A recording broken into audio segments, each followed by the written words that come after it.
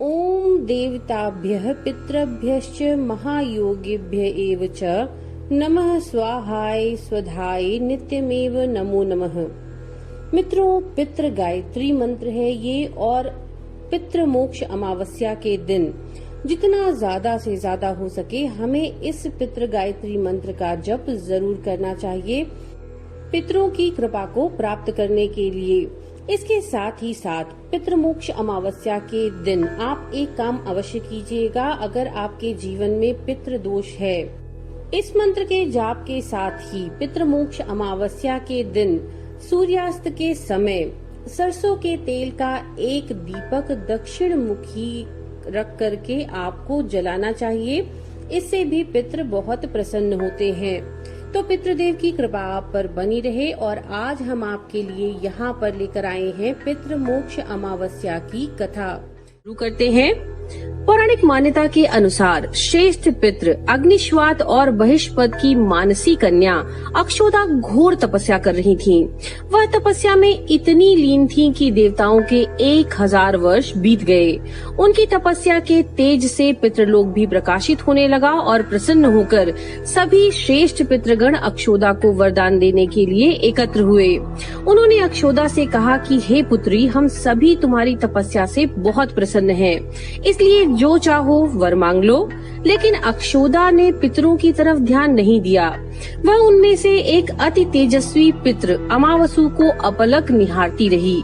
पितरों के बार बार कहने पर उसने कहा, हे भगवान, क्या आप मुझे सचमुच वरदान देना चाहते हैं? इस पर तेजस्वी पितृ अमावसु ने कहा, हे अक्षोदा, वरदान पर तुम्हारा अधिकार सिद्ध है, इसीलिए निसंकोच कहो। अक्षोदा ने कहा, भगवान, यदि आप मुझे वरदान देना चाहते हैं तो मैं तत्क्षण आपके साथ आनंद चाहती हूँ। अक्षोदा के ये कहे जाने पर सभी पितृ क्रोधित हो उठे। उन्होंने अक्षोदा को श्राप दे दिया कि वह पितृलोक से पतित होकर के पृथ्वी लोक पर जाएगी। पितरों के इस तरह श्राप दिए जाने पर अक्षोदा पितरों के पैरों में गिरकर रोने लगी। इस पर पितरों को दया आ गई। उन्होंने कहा कि अक्षोदा, तुम पतित योनि में श्राप मिलने के कारण मत्स्य कन्या के रूप में जन्म लोगी। भगवान ब्रह्मा के वंशज महर्षि पराशर तुम्हें पति के रूप में प्राप्त होंगे। तुम्हें गर्भ से भगवान व्यास जन्म लेंगे और उसके उपरांत भी अन्य दिव्य वंशों में जन्म लेते हुए तुम श्राप से मुक्त होकर पुनः पितृलोक में वापस आ जाओगी। पितरों के इस प्रकार कहे जाने पर अक्षोदा शांत हुई।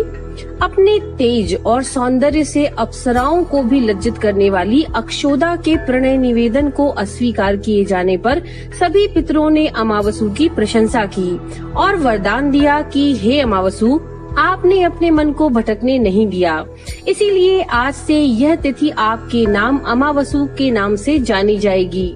ऐसा कोई भी प्राणी जो वर्ष भर में कभी भी श्राद्ध या तर्पण नहीं कर पाता, अगर वह इस तिथि पर श्राद्ध करेगा तो उसे सभी तिथियों का पूर्ण फल प्राप्त होगा। तभी से इस तिथि का नाम अमावसु यानी कि अमावस्या हो गया। और पितरों के वरदान मिलने के फलस्वरूप अमावस्या को सर्व पितृ श्राद्ध के लिए सर्वश्रेष्ठ पुण्य फलदायी माना गया। तो मित्रों, ये थी पितृमोक्ष अमावस्या की कथा। नमो नारायण।